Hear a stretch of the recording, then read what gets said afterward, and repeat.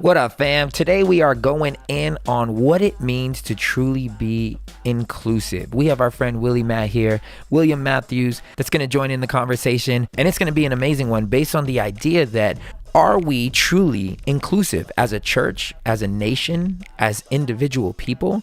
Do we really welcome different beliefs than ours? Or is there a line that you cannot ignore, therefore admitting that maybe we're not that inclusive? But is there a good reason for it? We know you're going to enjoy this conversation, y'all. Here is Nights at the Round Table. And welcome to another episode of Nights at the Round Table. Tis your boy, Man Weezy. To my left is the Queen. Hello. To the right is Be Real. Hey. And you guys can't see him, but you will. In front of us, we have Willie Matt, William Matthews. Yay. Hey, Can we give him everyone. a hand clap? Senior Will they be able to see me? activist. Oh, they're gonna see you. You get one of those, bro. You get a nice. Should I change shirts? Am I good? You're good. You're good. I like your backdrop, your wallpaper. Look how nice Thank that you. is. They're gonna see all of that. Bro, I how you will. doing? I don't know. Yeah. You guys have Dang heard it. William. He's been on a couple of podcasts. He's been on a couple of them, right? Yeah, I think he's been on like He's been on the masculine one, defining masculinity. he's been on Because like I two am or the three. definition of masculinity. Exactly what it is. You are. And so we brought him on this one because I think you guys are going to enjoy this conversation. But first, we're going to tell you what we're drinking. Now, we have a guy here that works out at the gym here at our studio. And cool dude, he owns this company. It's called, I want to say it's Dezo. Dezo. D-E-Z-O. And it's spiked sparkling water. Spiked watermelon water, 5.5% We're drinking alcohol. watermelon. It's gluten-free vodka. Gluten-free Gluten-free, vodka. that's important. Willie Matt, you're not here to try this, but you will at our next get-together. You guys, All right. let me try. This is my first sip. Go. I like it a lot. It's like fresh. Like a LaCroix. You know how LaCroix is not like a soda? It's like good. a flavor in the background. Yeah. That's how I feel about And this. it's not I like super that. carbonated, which I really actually appreciate because to me, like, I'm not a White Claw guy. Like, I just don't really like White Claws, but I like this. This Yeah. is like, I was just making fun of like seltzer water like yesterday. This is but dangerous. I good. could go through this. Only has 4 grams of it's sugar. alcoholic? Yeah, 5.5%. 5.5. That's like a beer. I know. 5.5, all natural ingredients, 4 grams of sugar, made with gluten-free vodka.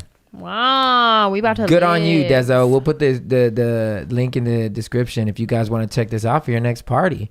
Shoot. But we're gonna get into it. What we're talking about today is an important topic because it's been, you know, it's a I would say it's a political term, but in the same way it's a social term that's relevant, important, and all these good things. So we love us and Willie Matt always have really great conversations when it comes to topics like these. And the topic today is, what does it mean to be inclusive? It's a term that we've heard to which people are crying out for inclusivity. Like, we want to be included. We want to be included. Mm-hmm. So the actual definition, I think, may be different than what we consider it in the society, in a societal sense. Willie Matt, what would you say to you it means to be inclusive? Yeah, it's a hard word to define because I think it does change in light of the context. So if you're talking politically, if you're talking socially, if you're talking familial, I think there can be different meanings, so to speak, about inclusion. So how do you, it more depends on how do you guys want to talk about it? Are we talking about all of it? Well, definitively, it says not excluding any of the parties or groups involved in something. So I guess if we're talking about the discourse of a nation, right? Which is how it's been used. How do we want our nation to be able to speak? The freedoms that we want there to be allowed to each individual that lives in this nation. According to the definition, it would be any and all parties or groups involved in something. So if we were talking about social discourse in our country, then that would include everyone on the right, everyone on the left, everyone in the middle, definitively, as a definition. But is that what we believe? Because what that means is that at a table like this, you know, the reason we do the round table is because we believe all voices are welcome, right? So if we say that, then we mean even people that we disagree with, even people that we don't share common values or common whatever with, they're at least invited to have a say in how they feel, what they think, what they believe, so on and so forth. But do you think that that's what it means when we use it as a society now? I mean, so initially the first thing that came up for me was you use democracy or the American political system. And I would instantly say, if you are a citizen, then you have a voice and you have a vote. So in that way, we have an inclusive political system because every citizen equals one vote, right? And then your First Amendment freedoms gives you the right, to have free speech. So that's very true. But in one sense, and this has kind of been the tense part of our political system currently, is, do people who are not citizens get a voice? Do certain rights apply to them if they are not citizens, whether they come from Europe, Africa, Russia, Mexico, and I think that there's a real question that around the immigration issue that people are asking about. So how far does America go in terms of inclusivity when it comes to who we let in, how we let them in? Because once somebody is let in or is born here, right, they're given certain, what the Constitution calls inalienable rights, meaning those rights can't be violated by the law. So yeah, I think it depends. Again, it all depends, because who you are matters to the context of whether you're included or not. Even in the political, in our current political system, like, everyone doesn't have a voice simply for standing on American soil, so to speak, or doesn't have the same level of rights. So do you think, though, even in what we're talking about, no matter what subject we're talking about, do we think that every voice is welcomed? Even if it's egregiously different than ours? Because I had a conversation with a girl on email earlier today, and it was, there were certain voices that she wasn't keen on hearing because it was so far from her voice that she felt like it wasn't necessary in the conversation, and you said something before we started. What was it that you said? Yeah, I was talking about, like, obviously our timelines that we have on social media, especially for me on Twitter, it's like I don't follow too many voices on the right. Like, I don't follow too many conservative things. So in some ways, it's like, I guess according to the definition, I'm not that inclusive. But it's also a whole nother thing, because it's like, just because it's different, it doesn't mean that I have to pay it the same respect or value. Sure. Without taking away from the essence of them having a voice, right? It's not to say, like, you don't have a voice. It's just like, hey, I just don't really, you're not going to place so much value. Right. But when we were talking about inclusivity, I was talking about, like, one thing for me is, like, it's, this is going to sound so mean and shallow. But I was like, there's, like, one thing, like, I'm inclusive of people who are, like, are LGBTQ or identify in any of those. I'm good with people of other religions, but, like, weird Christians, like, no. Stay away from me. Not included in this group. Yo, if you have blown a shofar in the past 2 years, just kidding. But that's a real thing. So then, can we use that term as inclusive? Well, I want to bring up something to me that's kind of the nuts and bolts of what Brandon is talking about. To be inclusive and to include, if you're going to include everybody, you have to have a shared common value. And I believe that inclusivity it isn't always, but it can be a shared common value, right? So you have certain people, you brought up the LGBT thing, so let's use that as an example. You have certain people in this country who are citizens who believe that LGBT people's voices or representation shouldn't be included in the national discourse and conversation. Right. So how do you operate an inclusive table when certain people say those people shouldn't be at the table? So it's not just simply a matter of agreement. You do like agreeing about everything. But you do have to have a base understanding of agreement. And I think one of the tensions we've been feeling for a number of years is it's felt like certain camps of Christianity and certain camps of conservatism have basically wanted to dictate the table to say these people should have a voice and these people shouldn't. So then the majority or the rest or the left are like, no, we're going to center these voices. These voices should be centered in the national conversation because they've been marginalized. And I think there have been many people on the right who said, well, I don't like that, so I'm going to opt out. And I think that's where a lot of our political division comes from, is who should be accepted at the table. And if you have a religious conviction that says so-and-so is a pervert or is not made in the image of God or an abomination to God, how do you have a starting place? You don't have a starting place. And I think that's why there's been some of those fissures and fractures, is because we can't even agree in this country on who should be at the table for the But here's the true question then. So you're talking about being able to have a starting point, being able to have some kind of common ground. But do you think, and this is a personal question to each person, don't you think that every voice, even that which says that certain people of marginalized groups should stay marginalized, do you think they should be welcome at the table as long as you are still welcome at the table? Meaning, their desire is that you not be at the table, but you are still at the table. Would you still welcome their voice, even though their voice is of that, I don't want you here at the table? Does that make sense? Because you have common ground because you're there. If they're including and advocating for folks to be removed from a table, then I would argue no, because that means we don't have a base understanding. James Baldwin said, he's quoted as saying, basically, I'm going to paraphrase it, but like, we can like agree to disagree, but if your disagreement is rooted in my oppression, then no. Basically, there's a better quote. He says it a lot more eloquently, but in that way, no. And then truly, even though we're desiring inclusion, we're not there yet, clearly, right?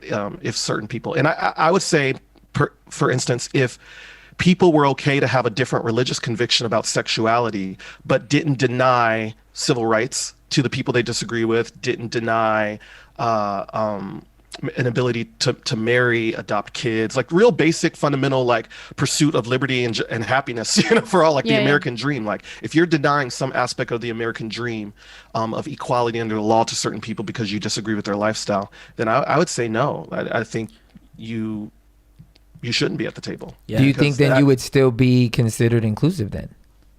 Because by definition, that wouldn't be inclusive. That would just be picking and choosing.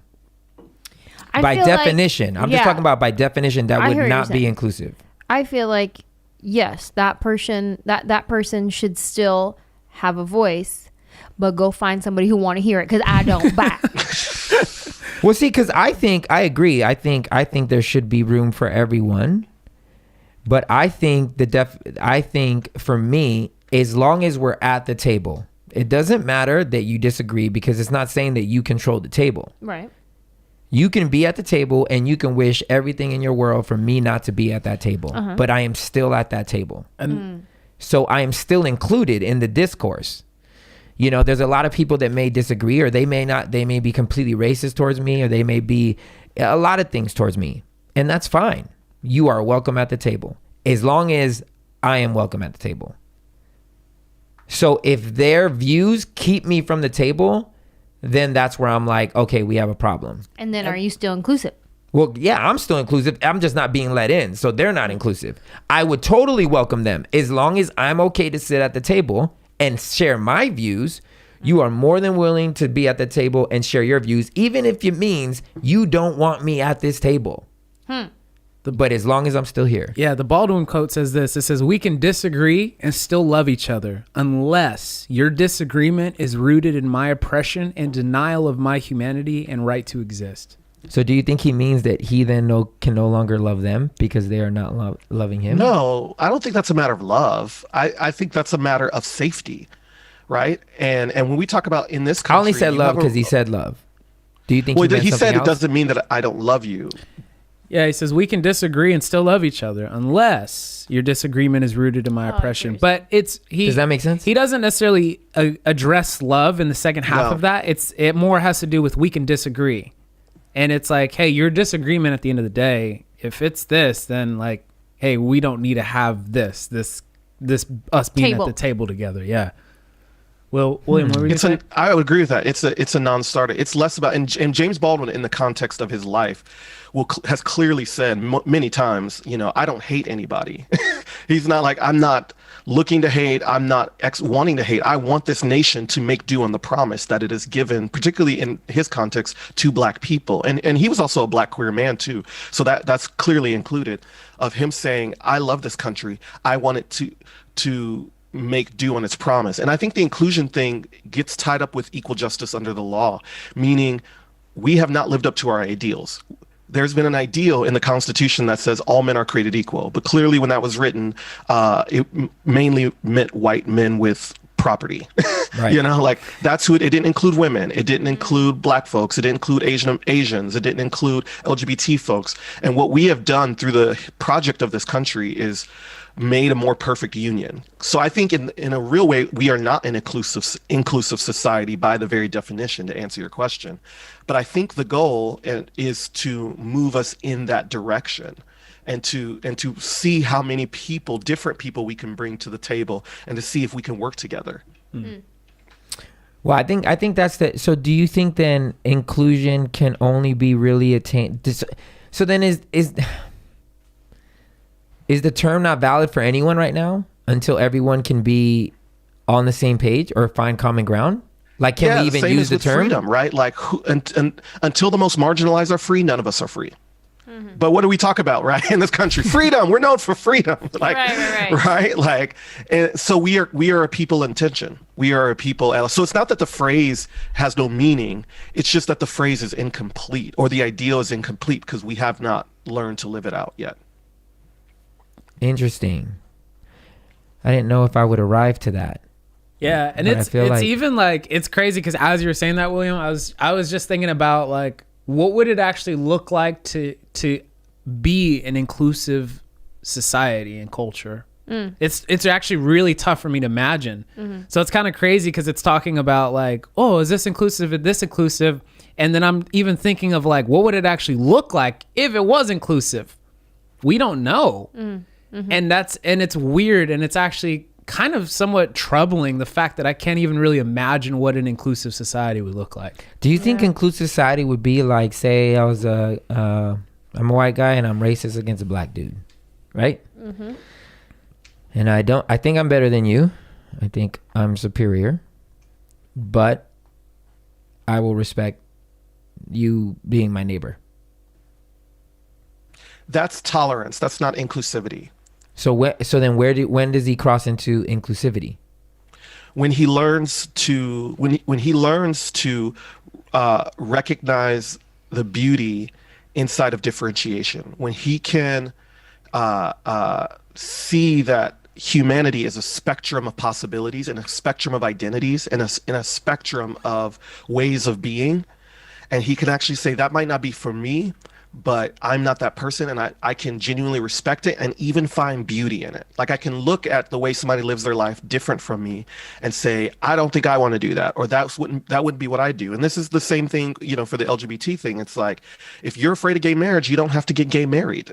There is no pressure there for you, But then when you start using your voice to say I'm going to deny yours, then I think that's where the problems happen and where the breakdown happens. But I think you can legitimately, we all have ego journeys and we all have complexes around inferiority and superiority. All of us do. And in that way, we're called to transcend them and rise above them, not simply legislate or do politics in a way where we're trying to keep people into these structures and class systems based on our inferiority superiority complex. Do we feel that the church has it worse than the country? Do we feel that the church is worse at inclusivity than the country is? So that made me think of a church that we went to long ago, back when I was growing up in San Jose. The pastor's wife, they were lovely people. And when my brother had first come out, pastor's wife was so loving. And she was like, if your brother and his partner want to come to church, then they come to church and they are welcome right here in the front row. And I was like, see, she's got it. like she gets it. But then right now, as we're like talking, I started thinking about this situation. And I'm like, but I wonder if they are welcome right here in the front row so that we can change them to be like us. Yeah.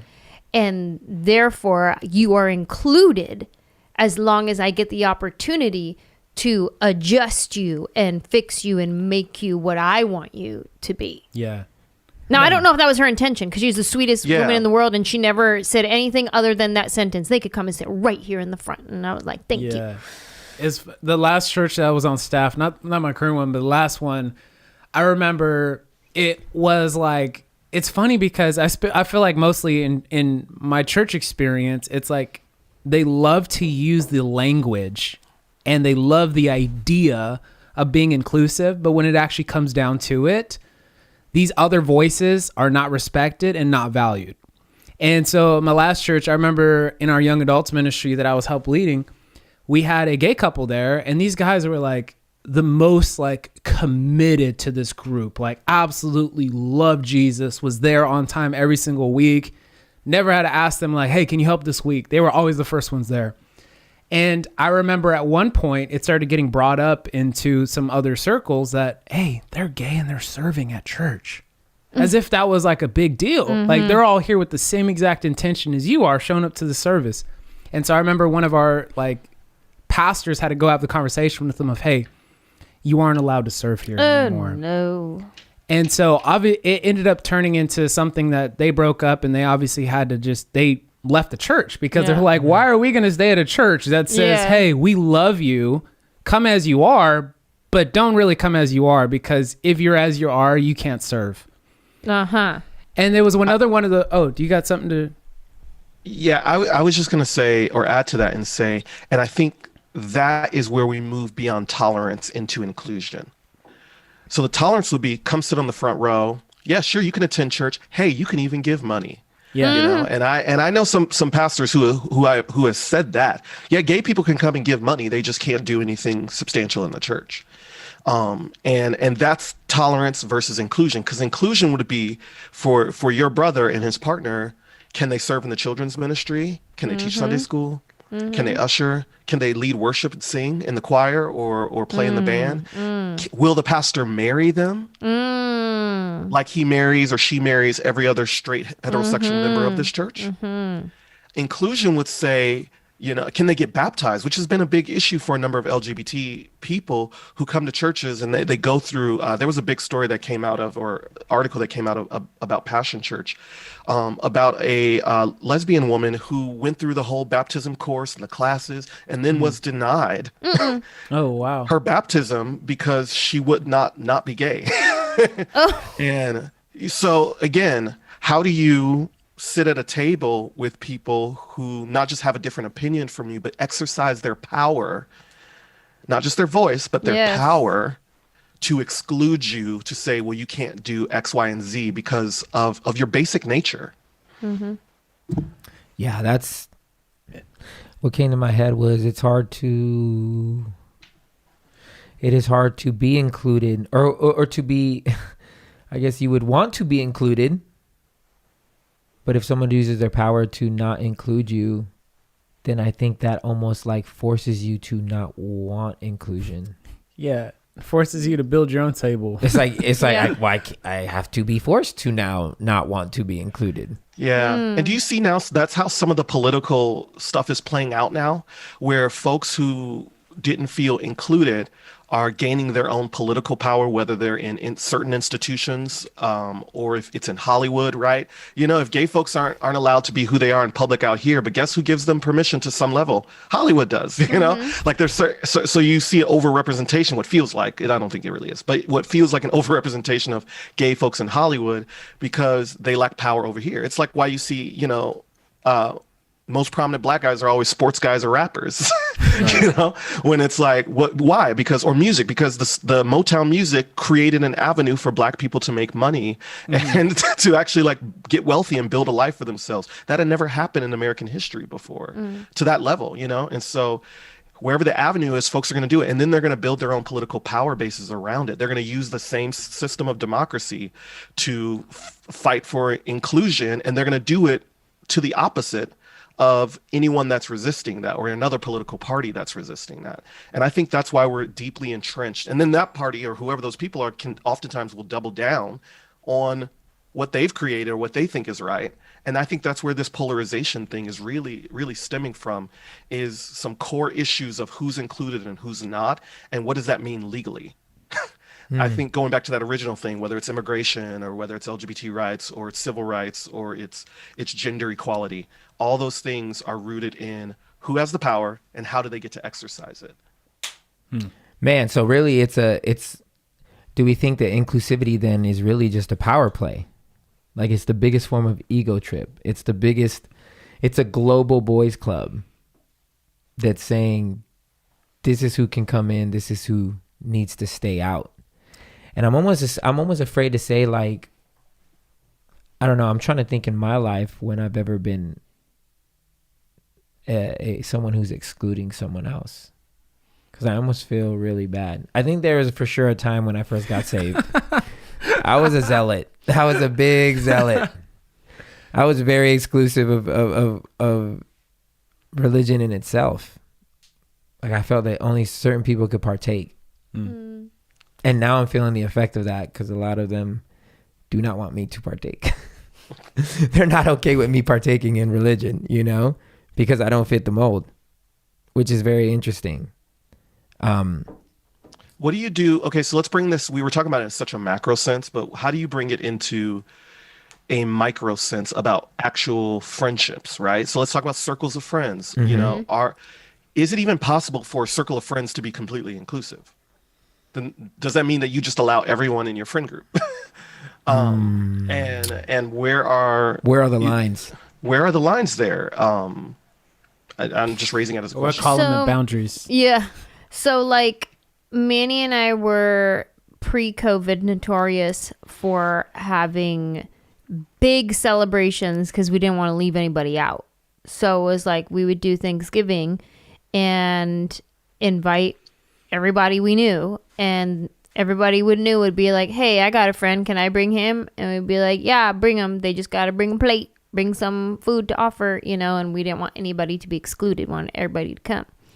But then at the same time, after everybody leave at the end of the night, it's like, okay, bye everybody, except for Brandon, Maddie, William, like just the chosen few. Everybody else, we'll see you next time. Bye. Thank you for coming. And then there's the exclusive group. But I feel like that exclusive group is important because you need that small circle of intimacy and trust. And trust is a big one, first of all. Like, I feel safe when it's just this handful of people. I feel safe to open up and be honest and be vulnerable. And when there's more people, I'm like in entertainer mode, and you get the surface level Ange. And then when it's the intimate group, you get the deeper Ange. I feel like that's normal. I don't think there's anything wrong with that. It doesn't mean that if I'm going to put it in a relational way, and right, I don't think I would know you as somebody, Ange, to not want to include someone or become better friends with someone based on their race, gender, or class. Right. And I think that there's a conversation there, because some folks are like, oh, well, I'm only going to be friends with people who look like me. I'm only going to be friends with people who, are the same as me in these areas. Or I won't be friends with somebody of another race, or I won't be friends with like a gay person or a trans person. And I think those things are worth exploring in terms of, are we open and inclusive to friendship in surprising ways and in surprising packages? This reminds me of a quote that when I was reading a Richard Rohr book. Most people who stand, and this reminds me of this, most people who stand against a certain evil end up becoming the very thing that they're fighting. How many times do you use anger to address those who don't believe what you do? We find a way to praise our hatred because it's in the name of righteousness. And when I read that, I was like, most people end up standing against evil and end up becoming the very thing that they're fighting. Like, are there things that we have subconsciously done against other people that we are upset that is being done against us? So like, kind of like what you said, like, where do we draw our lines? Like, so for me, it's loyalty, right? Like, I quickly don't mess with people who aren't loyal, and I draw a very thick line, and I don't want anyone to be around. And I wonder at a moment in time, like, there were some times in my life where I was not necessarily a loyal person, and I wonder if that's why I'm so like in need of it. You know what I'm saying? Like, I see something in someone else that I don't allow myself to see in me. Now I'm fucking hella, I'm hella loyal. Like, now, because it's become a tent pole in my life. But I wonder if we were to dig into the things that we're really, really like, I don't mess with you because of this. Like, I don't mess with this dude. Has there been a time in our life, or is there something in our life that we do the same thing to someone else and we consider it righteousness? Okay? So in the same way, like, we hate being marginalized as people of color, as people on the spectrum, like, you know, on the fringes, we hate being marginalized. But now, like Willie Matt was saying, in our own friendship circle or in people that are around us, do we marginalize other people because they don't think like we do? Do we pay it back to them? And do we feel like it's righteousness? Yeah. And sometimes I would say, yes, we do that. We've all been guilty of it. And we do it oftentimes out of safety and protection, right? Like, I got to protect myself. And this is the root of scapegoating. I have to protect myself from the other because I have a fear that they will contaminate me, that I'm holy, they're unclean. And if they touch me or get too close, that the other gets close, then I'm not going to really be me somehow, right? Like, they've done like actual like studies on this, right? Like, for instance, if you spit into a cup, and somebody says, "Hey, now drink your spit," you're gonna be like, "Oh, that's disgusting." Right. Right. Why? Because it came out of you. You know, you swallow your spit all the time. Nothing has happened between the spit and the cup, but you swallow your saliva all the time. But because it's inside of you, you think it's a mental thing. Wow. It's actually like Richard Beck has a book you would probably like called Unclean, where they talk about this and the nature of who we deem as unclean and clean. And a lot of it's just our own internal psychology. It's our own shadow selves, our ego. And this is going back to what we were talking about with people moving beyond tolerance and into inclusion. We have to be moving forward into something. If you stay stuck in the exclusion thing, you're going to just perpetuate so much harm. But we're constantly being called into a greater inclusion. And I think we would all identify as Christians here. I think that's the nature of the gospel message, is to call us into greater inclusion, to get out of your comfort box, right? And to care for the least and the poor and the lost and the broken, and to do something you've never done before, to befriend someone you've never befriended before. Like Christianity, Christ is saying, I stand in solidarity with the other, the very thing that you are rejecting. I'm with them. And you're going to find my face in them, even if they're difficult as hell. Well, here's the question, because V, you mentioned it earlier. I rock with everybody, but weird Christians stay away from me. So are we saying that it is our responsibility to put a face on that person that we do not fuck with? What do you mean put a face on? Meaning, there are people in our lives, obviously we all know each other on a tight basis. There are people in our life that we really don't rock with because they've done stuff to hurt us. Sure. Right? Is it upon ourselves, it seems like in the conversations that we're having, do we take it upon ourselves then? Is it our responsibility to move past tolerance and into a place where we genuinely can love those people who are trying to harm us? I think are we responsible for that? Question. Like, should we be pushing each other towards that? because we laugh and we say jokes and we we talk shit about it. And should we at some point then move past the tolerance of that into a true understanding of, like what Willie Matt just said, God loves those people too. So our reflection should be of how he feels about them, not how we feel about them. Shoot. Well, can I just add a little addendum to that before we get all peace, love, and utopia? No, yeah, I'm with it. That same Jesus is the same one who consistently called out the religious leaders of his day, because he actually believed that the religious leaders had a greater moral responsibility for inclusion, but they were using their power to exclude and to create marginalization, particularly with children, right? Especially in the ancient world with children. That's why Jesus said, "Blessed are the children, let them come to me, for theirs is the kingdom." In the ancient world culture, children were treated like shit. Really? They weren't valued. They weren't seen as having true personhood or autonomy. Right. And they could be violated. They could be raped. They could be stolen. They could be, Don't they know they were a child at one point? Jeez. But here's the true question. The culture, the ancient world didn't value children to the same level. I believe the same level as we did. So you have a Jesus who constantly scathed these religious leaders, right? And he said, "You brood of vipers." He called them whitewashed tombs, meaning you're pretty on the outside, but in the inside you're dead, right? And so what I believe what Jesus is doing there is he's highlighting to folks the difference between what inclusion and like belovedness, like the community of belovedness actually is, and then calling out the people who are working against that belovedness, and working against the image of God in others. But here's the question. And so in a micro level, I think to some level, I will say this from my own personal life. I could be wrong, and Lord check me. There's nobody that I do not currently fucks with that I have not anguishly worked to have an inclusive relationship with. If I have ever cut anyone off in my life, it is actually because they have become harmful, and I have actually done all that I can do to reach out, to try to be the better person, to try to make amends, to try to build a bridge, and they kept tearing the bridges down. And so in that way, I think everyone's got to look for that inside themselves, in their hearts, in terms of what they've done and what they haven't done. Maybe folks haven't worked hard enough to build bridges, to make inroads.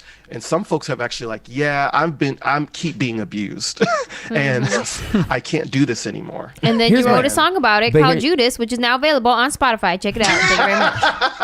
And here's my question. Yes. So when you say Jesus called them out, this I understand. But here's the real question. How did he feel about them though? He loved them. That's my thing. You can call somebody out all day long, but what is your heart towards them? Like, how do you feel towards them? Because I'm sure he was calling them out, and he may have said brood of vipers, but I don't think he said it out of the heart of like, yeah, I'm gonna get these, I'm gonna get them. It's more like he didn't say it like, you little punk ass. Yeah, like he wasn't like that. He was like, this is what you are. He definitely cursed, because some of those words in the ancient world. Right. Yeah, he calling Herod a fox. Yeah, hey, you go tell that fox. Yeah, you little bitch. So, but what I'm saying is, his heart towards it though, his heart towards it was not of hatred. So what I'm saying is, we can call things out, especially like what you're saying. This person is hurting me. This person is definitely toxic in my life. They only want bad for me.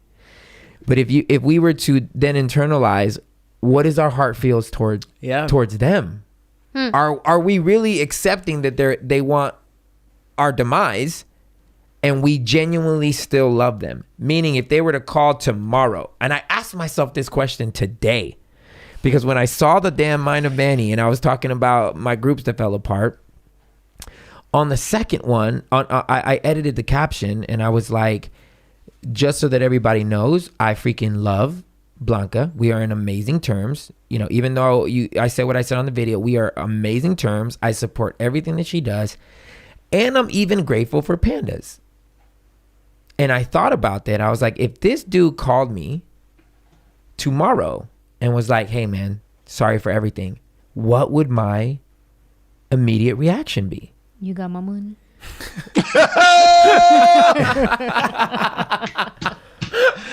Like,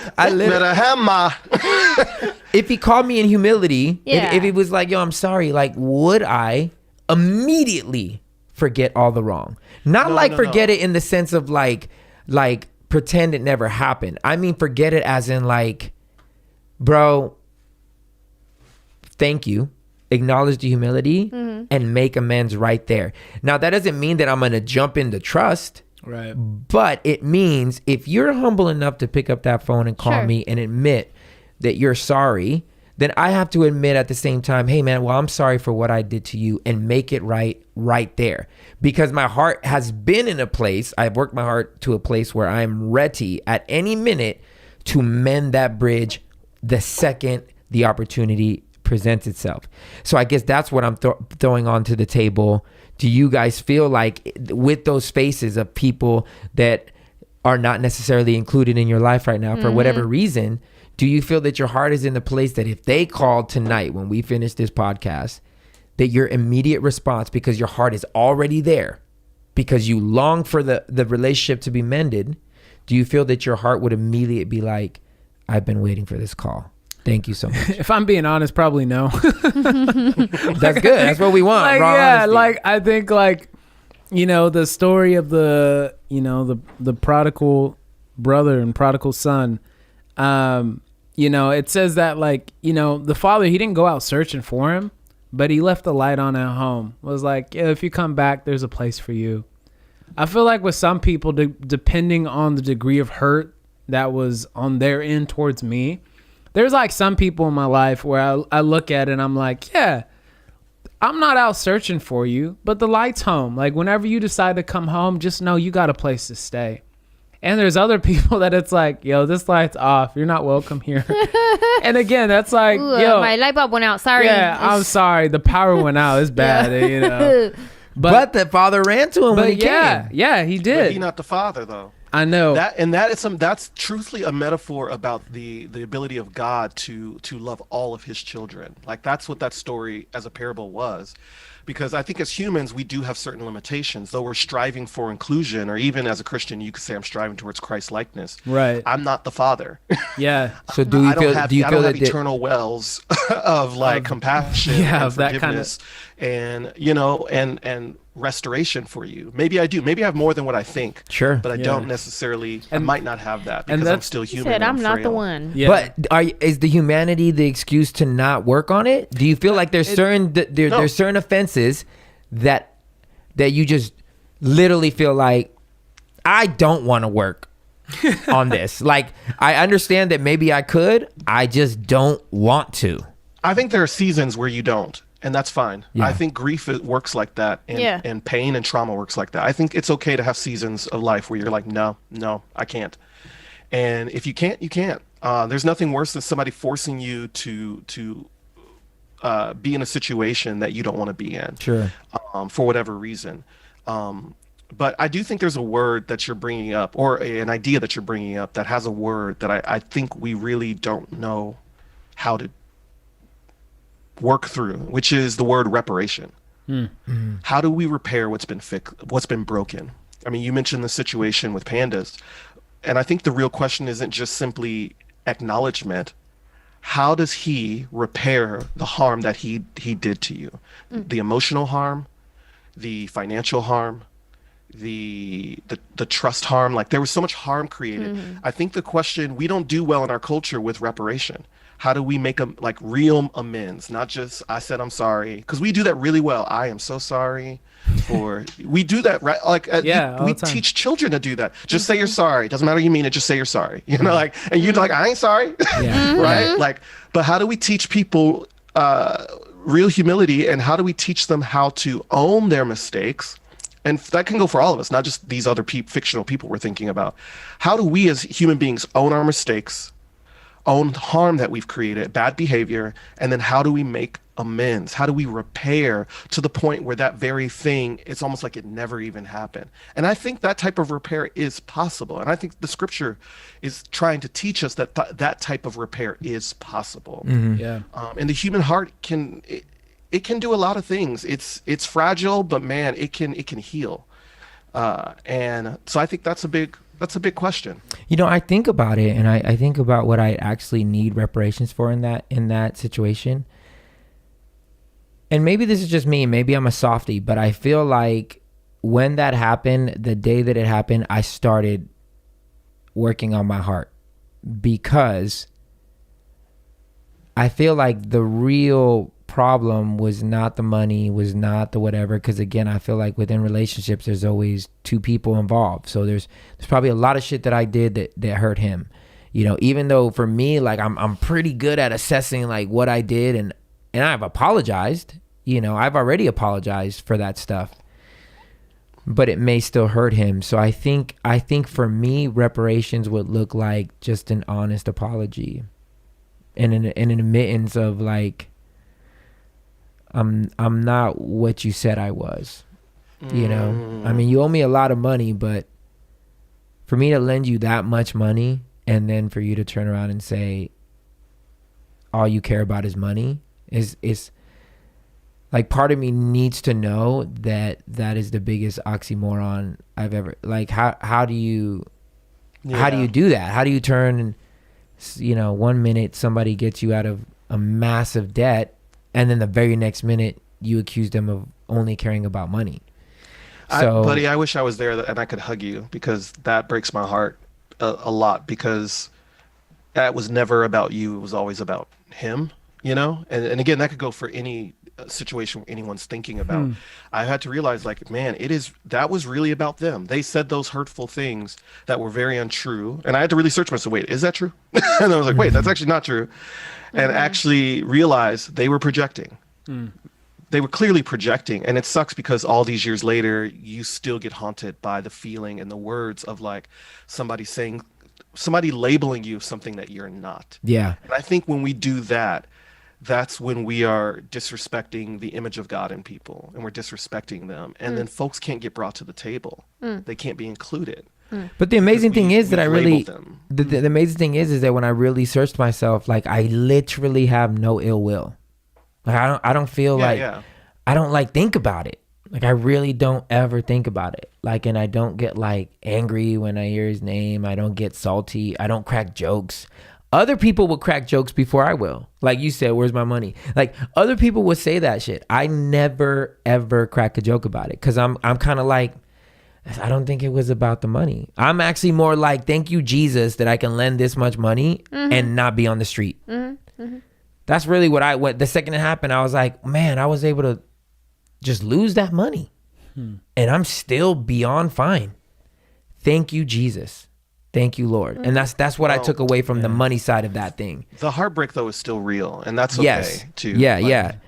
I do agree. I do agree with that. Yeah. But I think that I would include him I would include him in my forgiveness and love and life. I don't know if I would ever walk the same road with them, because I don't know if I would ever let I would never let that person that close again to to whatever. But I would include him in my circle of like forgiveness. Like, these are people that if they hollered at me, I'd pick up the phone. What's up? How you doing? Chop it up. Yeah. So, but you ain't staying at my house and driving my car. My new song, Judas, is kind of the like antithesis of what Jesus would do, because I'm going, Jesus purposely let Judas into his circle, knowing that Judas was going to betray him. He did. Right. Right. Somebody but granted, that he knew that was the greater calling. Yeah, like, somebody Jesus knew that I had to be betrayed, so because it would lead him to the cross, and he willfully surrendered to God to accept that fate, because he knew that he was coming into a marginalized society and was speaking truth to power, and he knew they would kill him. He knew they would betray him. So Judas has always pop up anytime you speak truth to power, anytime you liberate the oppressed, you speak that kind of truth, you're gonna get murdered. Like, it's just, I mean, Martin Luther King, Malcolm X, like, that's the nature of that's the nature of humanity. But so I did the opposite of my song, because I was like, well, you know what? I ain't Jesus. I'm not Jesus. And I got boundaries and I got to cut you off. Yeah. You better watch your friends. Like, I kind of was like, did the opposite of the Judas thing. I was like, you know what? I ain't Jesus. I'm trying my best, but I ain't there. And this is how I feel. You know what's curious? How do you what do you think about Judas? You can go ahead and push it in, baby. What do you think about Judas? Like, if somebody had to do it, like, he felt bad after he did it, obviously. Do you Yeah, he think killed there's himself. Yeah, do you think there's grace? Like, do you think there's grace for him? Like, do you think Jesus was like, hey, bruh, I know you feel bad. Somebody had to do it because this was the only way for my true calling for me to be on earth. So do you think there's like special grace? I know this may be off topic or not, but was there special grace extended to Judas? Because somebody had to do it. He couldn't create like a fake thing Right. to commit the crime. Yeah. So that person played a very important role that was necessary for Christ to be betrayed and then crucified and then save all our lives. So I wonder, we look at Judas and we think he's the worst person ever. But he really took one for the team. He took one for the freaking team.